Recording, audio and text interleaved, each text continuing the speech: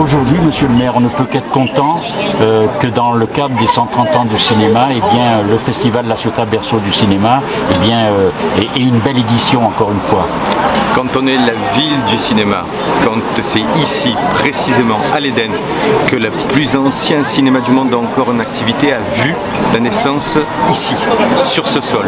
Quand les 130 ans égrenés ont fait en sorte qu'à ce jour, nous puissions vivre cette édition tout à fait exceptionnelle, la 42e du Berceau du cinéma, avec la présence ô combien grandiose de Claude Lelouch. On ne peut être qu'heureux, épanoui, et se dire que véritablement, plus que jamais, La Ciotat s'inscrit comme la ville du cinéma par excellence. On est fiers de porter ce genre de festival, on est fiers de recevoir de telles personnalités et on se dit que le meilleur reste assurément à venir. Claude Lelouch, donc à nouveau à La Ciotat. Alors c'est vrai qu'on pourrait dire d'un film à l'autre, mais moi je pourrais dire avec vous d'une interview à l'autre, parce que c'est vrai qu'on s'est rencontrés sur de nombreux films, dans différentes villes, et donc c'est toujours un plaisir, et vous êtes inépuisable. Et là vous venez donc à la Ciotat, en même temps pour une double présence, avec un livre et avec un film que vous allez représenter. Alors tout d'abord, le livre. Le cinéma, c'est mieux que la vie. C'est un constat, on peut dire, on va le montrer à la caméra. Alors, montrez-nous la caméra, voilà. Oui, c'est vrai que le cinéma, c'est mieux que la vie parce que c'est l'éternité. On ne meurt pas au cinéma. Et puis quand on meurt, on se relève. Et puis on a droit à plusieurs prises. Dans la vie, on a droit qu'à une seule prise. Vous voyez ce que je veux dire? Donc le cinéma a beaucoup d'avantages. Et oui, profiter. Et oui. J'en ai tellement profité que ça m'a permis de faire 51 films. Le film que vous présentez, il y a déjà quelques années, et est-ce que vous pensiez que quand vous avez fait ce film, vous allez encore en faire d'autres, parce que vous n'arrêtez jamais, et là je sais qu'il y en a un autre en préparation. J'espère pouvoir faire un 52e film. J'espère, parce qu'à l'âge que j'ai, on peut me dire stop à tout moment. Vous voyez ce que je veux dire? J'ai tous mes amis qui partent en ce moment. Nicole Croisier vient de nous quitter. Oui. Jean-Louis Trintignant, Anne Kivé, Pierre Barou, Francis Lay, tous les gens d'un homme et une femme s'en vont. Et bientôt, ça va être mon tour. Alors, en attendant, en espérant que les dieux du cinéma vont être encore avec moi, je vais essayer d'en faire un 52e. Pour vous dire au revoir et merci. Yves voudrait dire, alors Yves Allion qui a coécrit le livre avec vous, donc a un petit mot à dire. Alors si je peux me permettre, oui. Ce film que vous allez voir ce soir n'a pas quelques années, c'est un film très récent.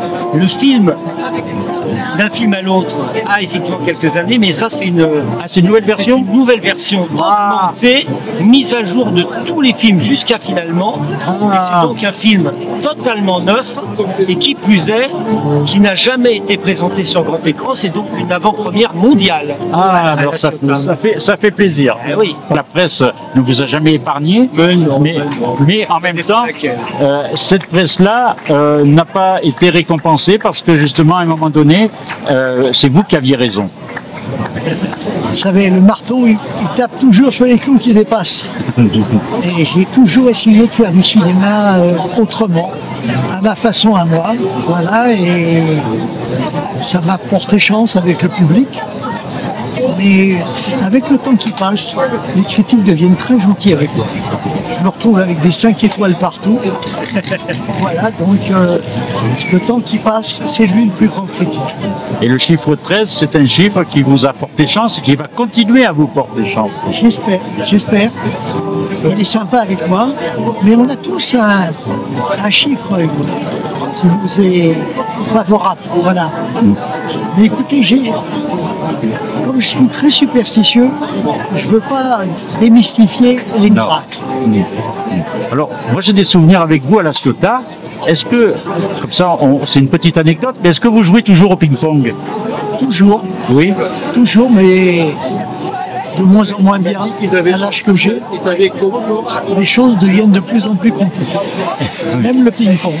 Oui. Vous avez toujours été derrière la caméra en plus. Toujours, et j'espère faire le 52e aussi derrière la caméra. Toujours. Vous savez, la caméra, c'est le pinceau d'un peintre. Je ne comprends pas qu'il y ait des metteurs en scène qui ne sont pas derrière la caméra. Non, puis ce qu'on voit derrière la caméra est tellement différent, c'est un microscope. C'est fou ce qu'on voit dans un microscope. Oui.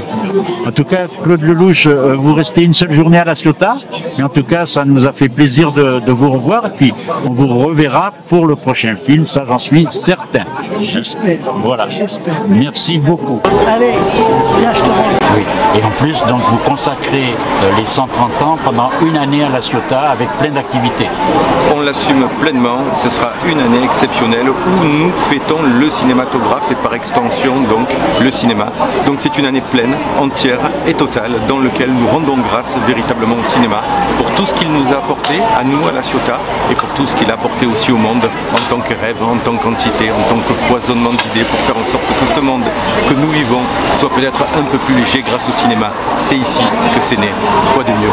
Avec votre fonction, vous avez le temps de voir des films. Est-ce que vous êtes cinéphile? Je suis un vrai cinéphile du cinéma des années 60 aux années 80. Cinéphile du cinéma français. Donc oui, j'essaye autant que faire se peut de venir dans ce lieu et de profiter à la fois du site, à la fois aussi de la filmographie et puis essayer aussi de m'évader un peu du quotidien qui est somme toute assez pesant et on a besoin du cinéma pour sortir un peu de temps en temps de cette torpeur. Oui, voilà, en même temps ça divertit mais ça aussi, ça nous fait réfléchir peut-être sur l'avenir. Ça invite à la réflexion, ça nous invite au rêve, bref, ça on est dans cet état de transcendantal dans lequel on a plaisir à être et plaisir à rester, plaisir à demeurer. En tout cas, merci beaucoup et puis pour tout ce que vous avez envisagé pour cette ville et vous êtes bien secondé par Jean-Louis Tixier, moi je pense. C'est un travail d'équipe et Jean-Louis Tixier est notre monsieur cinéma à nous.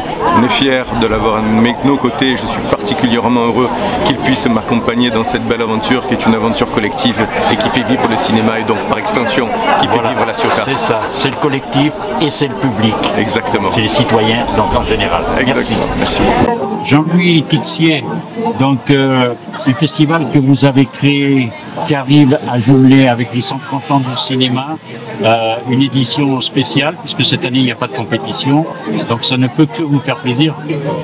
C'est le retour des compétitions d'antan pour les 130 ans. Non, et je crois que dans un monde où il n'y a pas tellement de bonnes nouvelles et peu de bienveillance et de fraternité, l'histoire de l'Éden représente un contre-exemple, un exemple qui fait que 44 ans d'amitié, puis ça fait 44 ans que l'association a été créée, avec pour objectif de sauver l'Éden. L'Éden a été sauvé.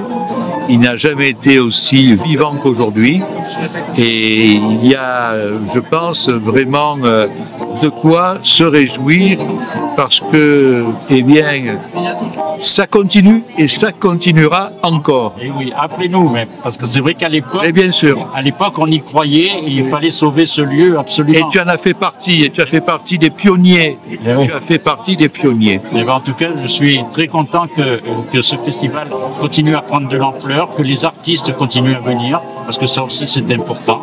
Là, Claude Lelouch, comme parrain cette année, ben, c'est quand même un emblème du cinéma français. Et en même temps, donc c'est vrai que tous ceux qui l'entourent sont là avec par amitié aussi, par rapport à La Ciotat, par rapport au berceau et par rapport au cinéma. Et ça, c'est quand même, quand on aime le cinéma, je crois que ça ne peut être que réjouissant. Et la fidélité, tu la représentes. Olivier Dahan, vous êtes au berceau du cinéma, mais vous êtes aussi au berceau de votre ville, La Ciotat. Ah, exactement, je suis né ici. Quand vous avez débuté jeune, ce film que vous allez présenter à La Ciotat, je ne l'avais pas vu. Il est moins connu que d'autres films que j'ai pu faire, mais c'est un film très personnel, en tout cas, et je l'aime bien. Moi. Oui, parce qu'en même temps, pour un réalisateur français, tourner avec des acteurs comme ça, c'est quand même exceptionnel. Ouais. Bah, c'est un parcours en fait qui amène à faire des choses, c'est un chemin, un parcours. D'un film à l'autre, on rencontre des gens, on change d'endroit, on rencontre d'autres gens. C'est le titre du film de Claude Lelouch de ce soir, d'un film à l'autre. Ouais, c'est vraiment ça, c'est un très beau titre qu'il a trouvé. Est-ce que vous auriez imaginé, en étant issu de La Ciotat, que vous auriez pu avoir une carrière aussi importante que vous avez dans le cinéma? J'avais rien, je voulais faire du cinéma, mais j'avais rien prévu par rapport à quelconque parcours. J'avais envie de rencontrer des gens qui m'intéressaient, oui, mais c'était pas prédéfini à ce point. Mais j'ai toujours voulu faire des films. Oui. Ça, oui. Donc vous avez eu des belles surprises de carrière, parce que c'est vrai que on peut dire qu'en même temps que vous avez fait un cinéma différent, même si c'était un cinéma qui pouvait être grand public, vous avez déjà mis une touche et en même temps vous faites toujours rare, même il y a toujours du temps entre chaque film. Moi j'aimerais qu'à des fois il y en ait moins, mais en vrai ça prend du temps de faire des films qui soient à la fois potentiellement populaires et en même temps qui lâchent rien sur tout le reste, sur l'artistique. Et donc ça prend plus de temps à faire. Quand on lâche rien, ça prend plus de temps. Et ça vaut le coup. Est-ce que le prochain il sera avec des Américains aussi? Non, ça va être des Français. Ce sera des Français? Ouais. Parce que c'est vrai que celui-ci c'est le seul avec des Américains? Non, je l'ai fait un autre. Je bossais avec Kidman aussi, Nicole Kidman et Tim Ross pour un film aussi. Non, j'en ai fait 2 en anglais, les autres en français. Plus d'autres choses que j'ai fait en anglais, mais qui ne sont pas tout à fait des films de grand public.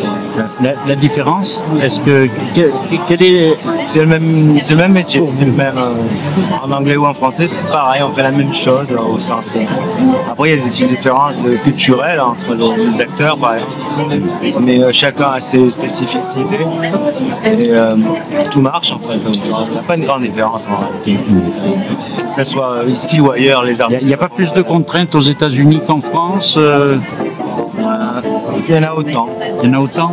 Quand on veut faire des films exigeants, il y a autant. C'est ça. Et vous êtes toujours aussi exigeant et minutieux et précis sur vos films. C'est l'idée. C'est ce qu'on a pu remarquer.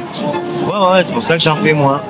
Mais je préfère en faire moins qui me la qualité.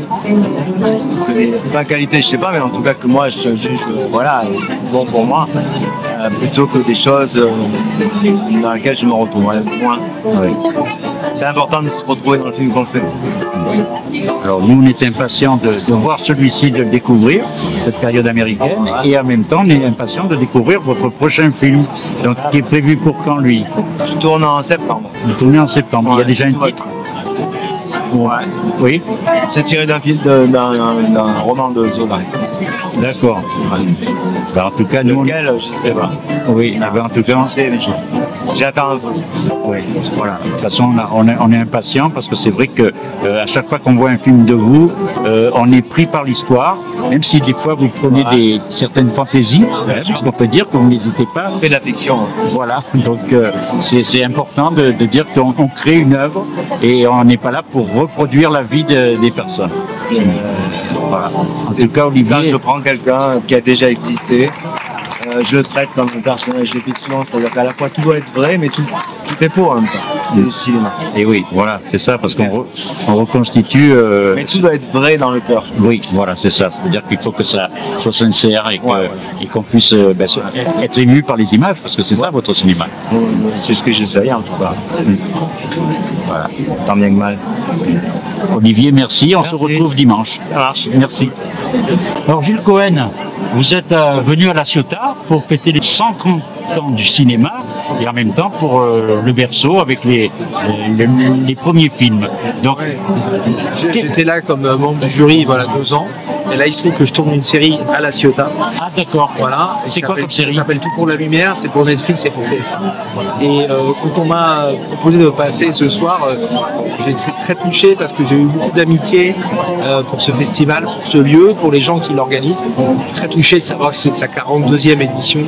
Je trouve ça formidable parce que j'aime la tradition, j'aime les empreintes qui se posent, les artistes qui passent, qui donnent de la valeur à l'espace.